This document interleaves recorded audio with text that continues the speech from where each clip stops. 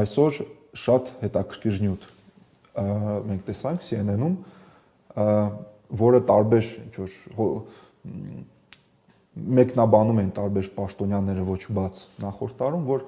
օրակարգում նաև կարող է լինի Իրան-ԱՄՆ համագործակցությունը ազվագյուտ հողային մետաղների շուրջ։ Սա Իրանի մոտեցումը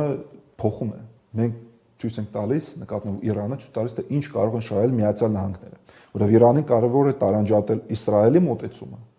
եւ Միացյալ Նահանգների մոտեցումը, որովհետև իրանք տարբերվում են եւ Իսրայելում էլ են դա հասկանում։ Դա կփոխանցի սանկցիաների վերացում Իրանին։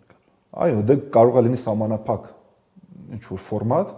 օրինակ, բոլորս գիտենք, որ Իրանում կան շատ պաշարներ, նավթի, գազի եւ տարբեր մետաղների։ Եվ որpիսի իրենց կարողանան զարգացնել, պիտի հատուկ տեխնոլոգիաներ ունենան։ Լինելով սանկցիաներ տակ, Իրանը դա չունի։ Իսկ եթե Միացյալ Նահանգների, չգիտեմ, ընկերությունները ունենան էքսկլյուզիվ իրավունք այնտեղ աշխատել, իհարկե բոլորն է win-win իրավիճակում կլինեն։ Եվ այո, դա չի բխում նաև Իսրայելի շահերից։ Բայց սա Իրանը կարող է դնի բանակցային սեղանի վրա։